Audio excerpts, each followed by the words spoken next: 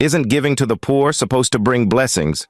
But what if one simple act of kindness opens a door to something strange, something darker? That was the story of Samuel, a kind man who never meant any harm. He only stretched out his hand to help.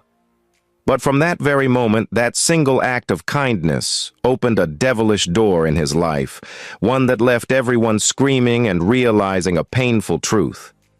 Sometimes, not every hand that begs really needs money. Some need your soul. Samuel was a simple man, humble, hard-working, and content with the little he had. Every morning he walked down the same dusty road to his office, a modest accounting firm at the heart of the city. He was devoted to his work and deeply religious. His life wasn't perfect, but it was peaceful.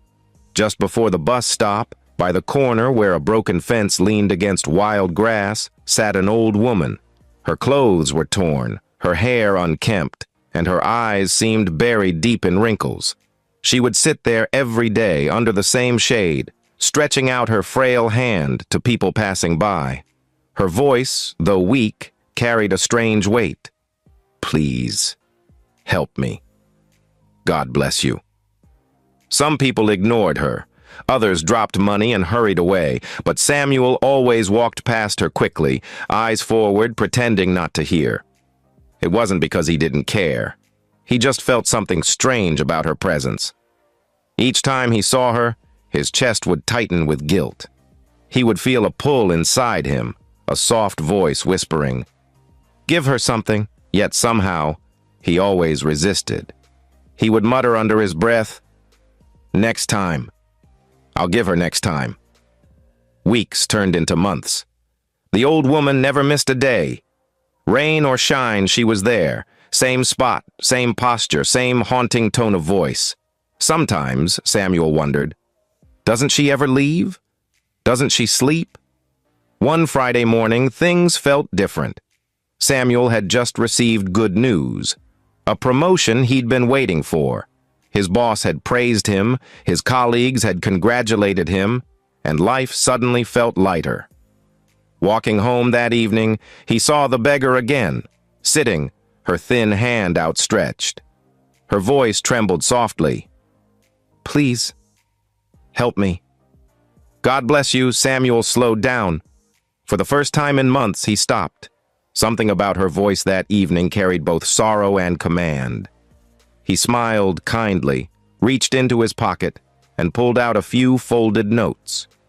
"Here, Mama, get yourself something to eat," he said.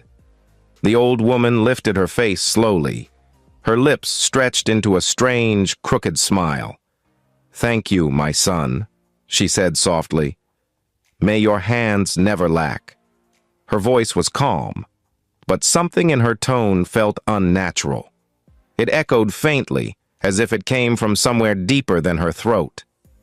Samuel hesitated for a moment, then smiled politely and walked away.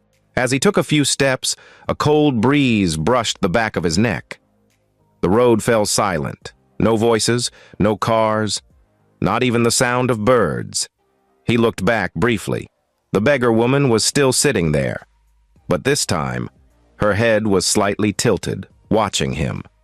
He blinked, and just like that, she looked away. Samuel chuckled nervously, then brushed it off. He continued walking home, never realizing that his small act of kindness had just opened a door he could never close again. That night, sleep didn't come easily. Samuel tossed and turned on his bed. Every time he closed his eyes, he saw the image of the old beggar's face, her wrinkled smile, her haunting eyes, and that deep echoing, "Thank you, my son." That was when the strangest things began happening. By the second night, he began to hear whispers, faint at first, then clearer, voices in his ears calling his name softly. "Samuel, Samuel." He would wake up sweating, heart pounding. But every time, Gloria, his wife, found nothing wrong. "Maybe you're just stressed," she said, rubbing his back. "You've been working too much." But deep inside, Samuel knew it wasn't stress. Within a few days, shadows started appearing. He would walk into his living room and feel a presence behind him, yet no one was there. At work, he could barely focus. Files piled up on his desk, and his boss began to notice his restlessness. One morning he asked, "Samuel, are you okay?" "Yes, sir, I'm fine," Samuel answered. But he wasn't. The following week, things got even worse. He began hearing whispers even in daylight. Sometimes he felt cold hands brush against his shoulders or saw flashes of movement in mirrors. He became paranoid, jumpy. His colleagues started whispering behind his back. Finally, one afternoon, his boss called him in. "Samuel, I'm sorry, but the company is restructuring. We have to let you go." Those words shattered him. He walked home in silence that evening, the sound of his heartbeat echoing in his ears. At home, Gloria hugged him tightly, comforting him. "It's okay, my love. You'll get another job." But Samuel couldn't say anything. He just sat on the couch, staring into space. And that night, he had a nightmare. In his dream, he was standing by the roadside again. Then he saw an old woman begging. Her face wasn't the familiar face he knew, but she was sitting in that beggar's usual spot, muttering softly. He felt himself walking toward her, reaching into his pocket for some money. He stretched his hand to give her the notes. But this time the beggar sprang up. Her face twisted into something demonic. Her eyes turned black, her teeth sharp. Before Samuel could move, she lunged at him, grabbing his neck with both hands. Her grip was cold, like iron. "Now I got you!" she hissed. Samuel struggled, gasping for air, clawing at her arms. But her strength was beyond human. She laughed wickedly, tightening her hold. Her laughter echoed through the dream as his vision blurred. Samuel woke up screaming, drenched in sweat, gasping for air. He sat up, but at that moment, something was wrong. His legs. He couldn't move his leg. He tried again. Nothing. His arms trembled, but his right side felt heavy, numb. Panic gripped him. "Gloria!" he shouted, but his words came out slurred. Gloria rushed in from the kitchen, her face pale. "Samuel!" "What's wrong?" she asked. He tried to speak, but his tongue felt thick. He could only point at his leg, his hand shaking. His legs felt lifeless. Gloria screamed, grabbing her phone. Within minutes, a doctor neighbor arrived. He examined Samuel quickly, frowning. "It's a mild stroke," he said quietly. "He'll need rest and medication." But Gloria wasn't convinced. She knew her husband. This wasn't normal. That night, as Samuel lay in bed staring at the ceiling, Gloria held his hand tightly. Tears rolled down her cheeks. She was helpless and scared. In her heart, she knew something wasn't right. Her husband, the same man who never believed in the supernatural, now looked like someone fighting invisible battles. She watched him that night, his face twitching as he slept, whispering words she couldn't understand. And in the corner of the room, unseen by her, a shadow lingered. The faint outline of an old woman sitting by an unseen fire.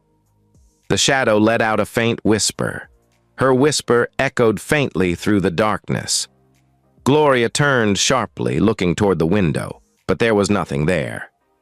The curtains fluttered gently in the cold breeze, and she told herself it was just the wind. But it wasn't, because the curse had only just begun. One morning, after many nights of the same torments, Gloria left the house. She wore a long gown and tied her headscarf tightly, her eyes swollen from tears and sleepless nights. Samuel still lay on the bed, staring at the ceiling, his legs numb, his voice faint. He tried to stop her. "Gloria, don't go far. I'll be fine," but she wasn't listening anymore. She had made up her mind. She was going to seek spiritual help from a prophetess, whatever it took. The small church sat on the edge of the city, surrounded by palm trees and old houses. The signboard read, "Fire of Mercy Prophetic Ministry, where God speaks." As Gloria entered, the air inside smelled of candle wax and incense. A few people knelt at the front, praying softly. At the far end, on a wooden chair, sat the prophetess, a calm, elderly woman dressed in white, her head wrapped in a simple scarf. Her eyes, however, held a depth that made Gloria shiver. She hadn't said a word yet, but the woman looked straight at her and spoke. "My daughter, your husband's problem didn't start from sickness," she said slowly. Her voice was deep. "It started from giving." Gloria froze mid-step. "Giving?" she repeated, confused. "I don't understand." The prophetess nodded gently. "Yes, he gave to the wrong person." She sighed heavily, stood, and walked closer. Her presence carried both peace and power. "Not everyone who stretches their hand needs help," she said. "Some hands are altars, evil altars, and when you drop your gift into them, you drop your destiny, your health, and your peace." Gloria gasped. Her voice trembled. "So you mean our pain, our suffering, came from giving?" The prophetess looked at her with pity. "Yes, the spirit behind that beggar is not ordinary. She feeds on mercy. She takes from those who give to her, and when she does, she replaces it with emptiness." Gloria's lips parted in shock. Her mind went back to that day, the day Samuel came home, smiling about a promotion. It all started right after that. Her knees gave way, and she fell to the ground, weeping. "God, why?" But he was only trying to help. He didn't mean harm. The prophetess placed a gentle hand on her head and spoke again. "Evil doesn't always need your permission, my daughter. It only needs your openness." Then she continued, her voice lower now. "But all is not lost. The same hand that gave must confront her again. That is how the chain will break." Gloria lifted her tearful eyes. "You mean my husband must see her again?" The prophetess nodded. "Yes. The covenant began with a touch. It will end with a touch. Until he meets her again, the spirit will not release him." Gloria's heart raced. "But how will we find her?" She could be anywhere. The woman's eyes grew distant, as if seeing beyond the room. "She has not gone far. That kind of spirit does not travel. It waits. You will find her, and when you do, the truth will expose itself." She picked up a small bottle of anointing oil, held it up, and prayed softly in tongues. Then she handed it to Gloria. "Rub this on his feet and his hands every night," she said. "When he begins to feel warmth in his legs, that will be your sign that the power holding him is breaking." Gloria nodded, holding the oil close to her chest like it was life itself. "Thank you, Ma." "Thank you," she muttered. The prophetess smiled faintly. "Go in peace, and fear not. God will fight for your home." By the time Gloria returned, the sun had begun to set. The house was dim and quiet. Samuel sat on the couch, a blanket wrapped around his shoulders. He looked at her with tired eyes. "Where did you go?" Gloria knelt beside him, taking his hand gently. "I went to see the prophetess I told you about." Samuel frowned weakly. "Prophetess?" She nodded. "She said, your problem didn't come from sickness. It came from giving." His brows knitted. "Giving?" Gloria hesitated. Her voice trembled as she spoke again. "Yes. She said you gave to the wrong person, someone evil. Was there any beggar you gave money to months ago?" Samuel looked confused at first, then stared into space as his mind drifted back. He tried to recall moments before his life turned upside down. Slowly, the memory came. The dusty road, the shade, the beggar's trembling voice, and his eyes widened in horror. "Yes," he whispered. "Yes, I remember. I gave money to an old woman, a beggar." His voice cracked as realization dawned on him. "Gloria, it was after that everything changed." Gloria's tears flowed freely now. She squeezed his hand tightly. "So it's true," she said softly. "That was the day everything started." Samuel's breathing grew heavy. "But she was just an old woman." She looked helpless. "How could—" He stopped mid-sentence. His eyes widened, his face drained of color. "The dream," he whispered. "I had a strange dream then. I saw an old beggar. She stood up and grabbed me by the throat. That wasn't just a dream, Gloria. That was her. She was there. She did this to me." He began to cry, covering his face with his hands. "But I was only trying to help. I only wanted to do good," he sobbed. Gloria wrapped her arms around him, crying with him. The pain in her chest was heavy, but her faith was stronger. "We'll fix this, my love," she whispered. "God will not let her win." Later that night, a knock came at the door. Gloria opened it and gasped. It was the prophetess, standing there with a lantern and a small bag. "My spirit was restless," the woman said. "God told me to come." She stepped in quietly and went straight to Samuel's bedside. Samuel stared at her weakly, his voice barely a whisper. "Please, help me. I can't feel my legs anymore." The prophetess placed a hand on his forehead and closed her eyes. For a moment, the room felt heavy, silent, yet full. Then she began to pray. Her voice was firm. "Every covenant of exchange made through pity, I break it. Every altar that fed on his kindness, release him now." Gloria knelt by the bed, praying and crying. And at that moment, Samuel's hands began to tremble. He felt something like heat crawling up his spine, spreading to his knees, then to his toes. "Gloria, I can feel something," he gasped. The prophetess poured the oil on his feet and massaged them gently. "Rise, my son," she said. "Your healing begins tonight." Samuel hesitated, then tried. His legs shook violently, but they moved. He stood, unsteady but standing. His eyes widened in disbelief as he shouted, "I'm standing! I can stand!" Gloria covered her mouth, crying and thanking God. The prophetess smiled faintly. "This is just the beginning," she said softly. "The chains are loosening. But for the curse to break completely, you must find that beggar again. She's still out there, and if you don't stop her, she will destroy others too." Samuel nodded slowly, still trembling. "Then I will find her," he said weakly, "even if it's the last thing I do." The prophetess looked into his eyes. "It won't be. It will be the beginning of your freedom."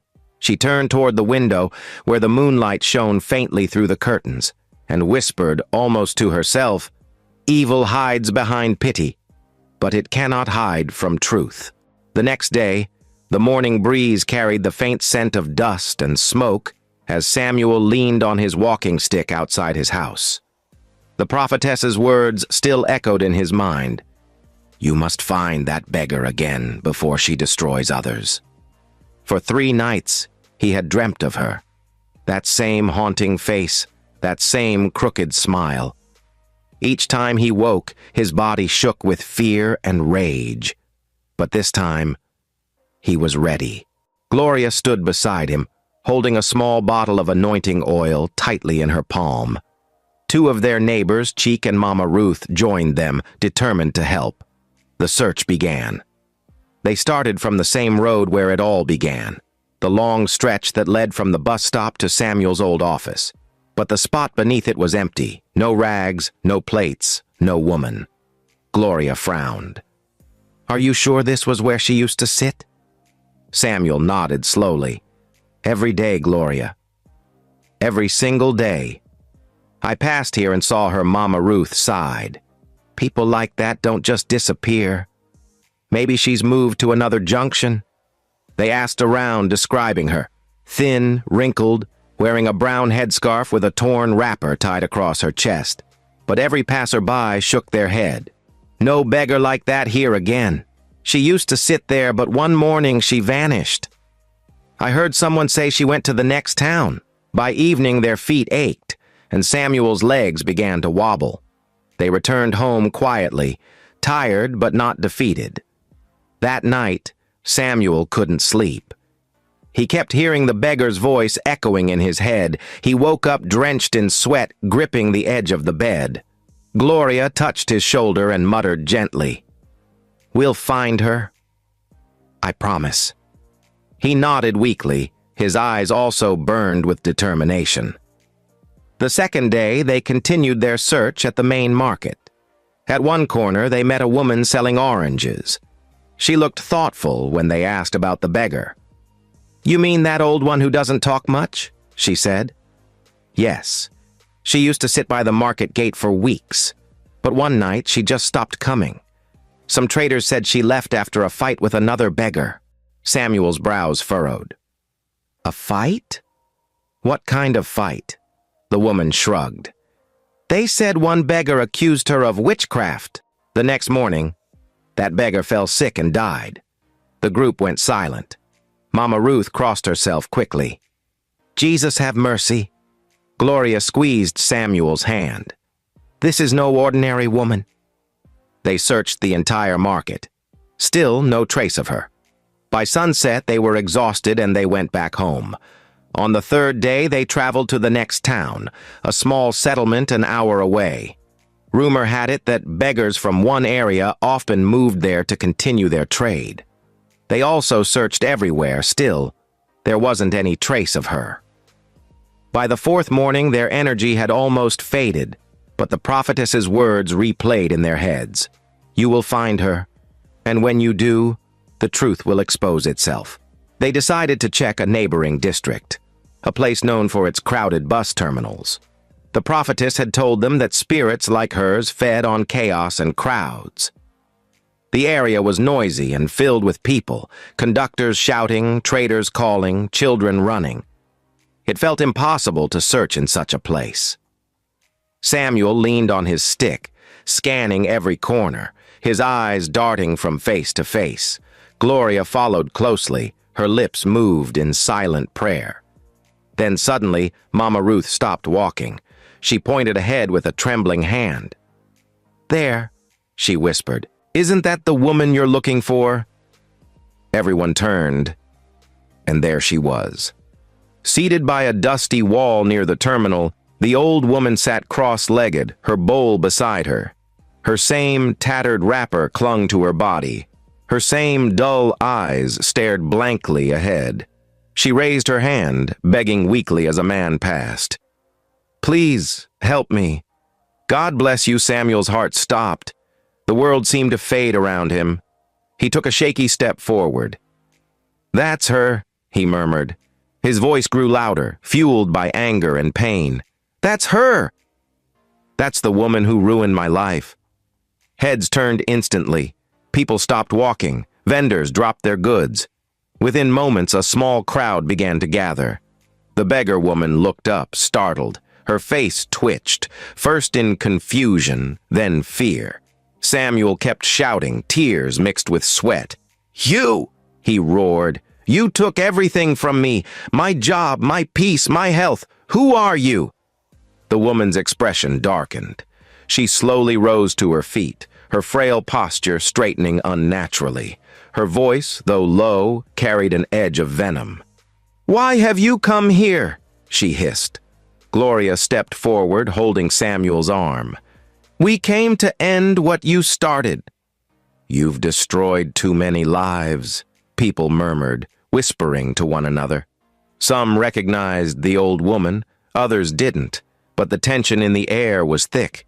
The beggar's eyes narrowed. "You shouldn't have looked for me," she said coldly.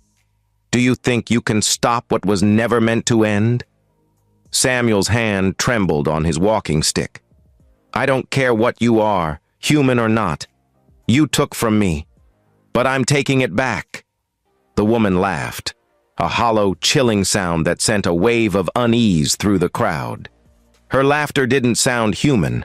It was deep and echoing, like something laughing from within her. Gloria shouted, "Stop her! Don't let her go!" Two men from the crowd moved closer, blocking her path as others surrounded her. The woman's smile faded. Her voice dropped low. "You think you're the good one?" she whispered. "You have no idea what I've lost." Her eyes glowed faintly for a moment, and Samuel stumbled back, clutching his chest. Gloria screamed, holding him. The prophetess's oil bottle fell from Gloria's hand and rolled toward the beggar's feet. The moment it touched her, a hiss filled the air, like fire meeting water. The woman screamed, clutching her legs. Her body trembled violently. The crowd gasped, backing away. Samuel regained his strength slowly, standing upright for the first time without his stick. His voice rang out. "Now you'll tell everyone who you truly are." The beggar fell to her knees, shaking and sobbing, her once frail voice cracked with both fear and anger. "You don't understand," she cried. "You don't know what I went through." The people stared in silence as the truth began to unfold.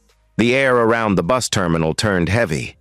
The beggar's trembling grew worse. Her eyes darted wildly as the murmuring crowd pressed closer. The sun was almost setting, yet the heat that filled the space wasn't from the weather. It was from the anger and fear of the people surrounding her. A man shouted from behind, "Talk! What have you been doing to people?" Another woman cried, clutching her child tightly. "Tell us! What did you do to that man?" The beggar's lips quivered.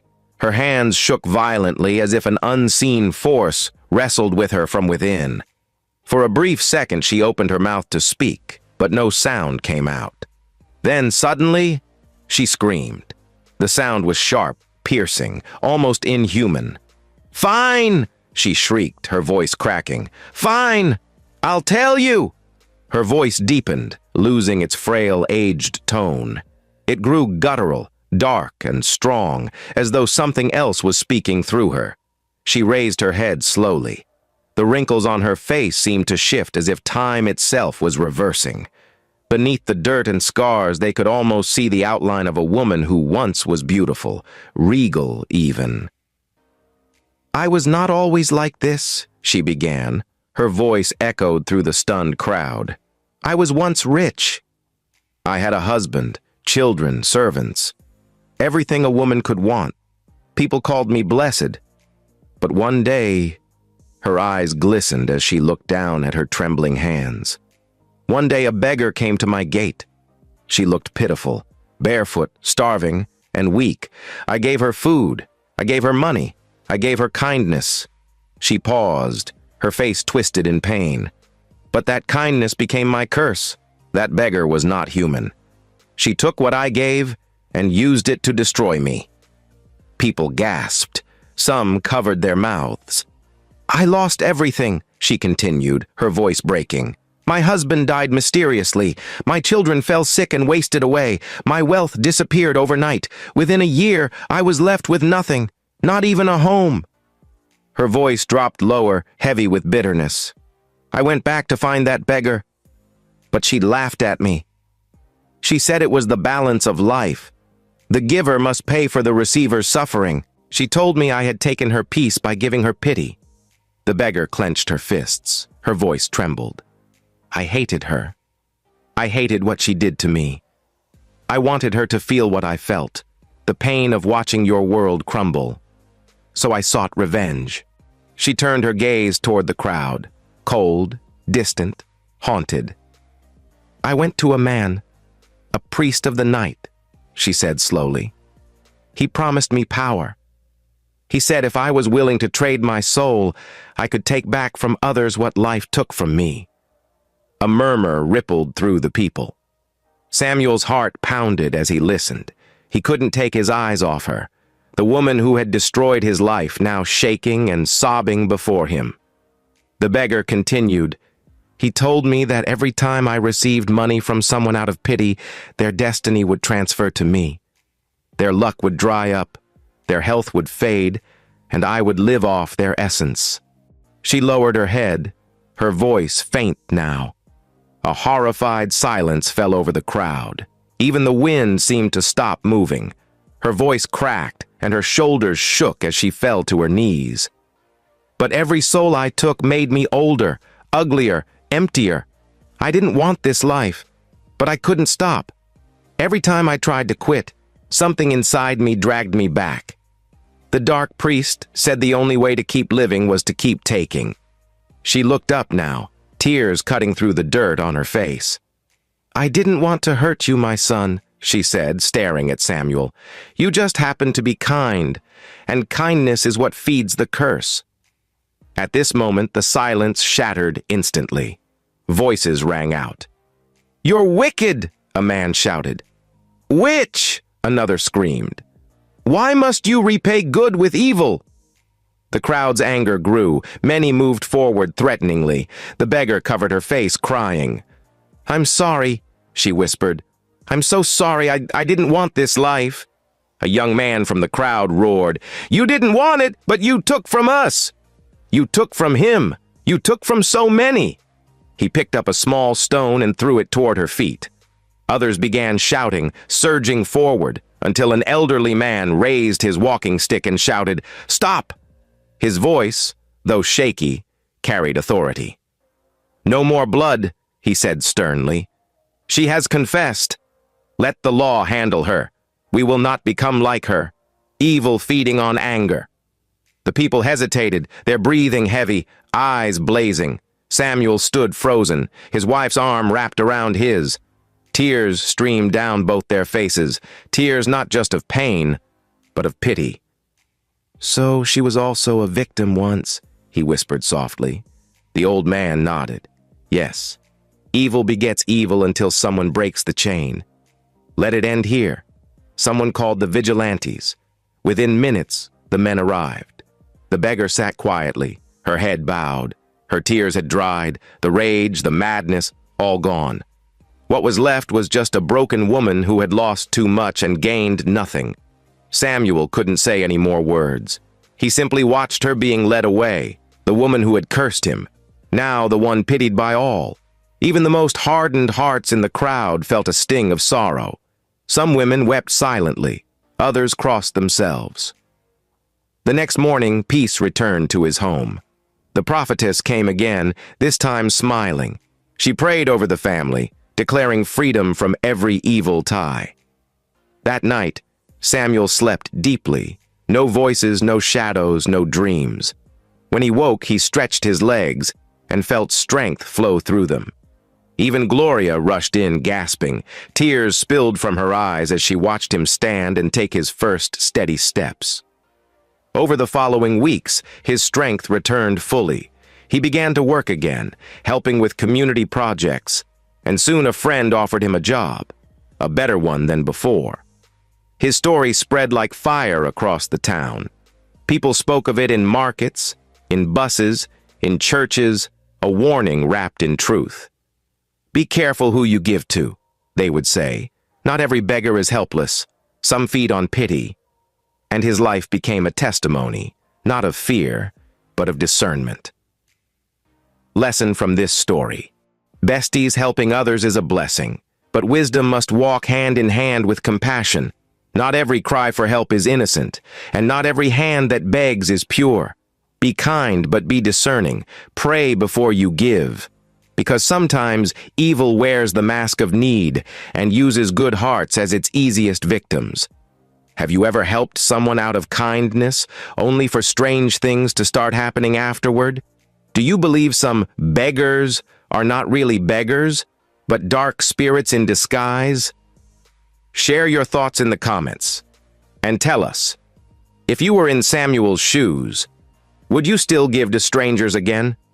Also, do not forget to like, share, and subscribe to African Tales by Amade for more eye-opening stories like this. See you in the next one, and stay blessed.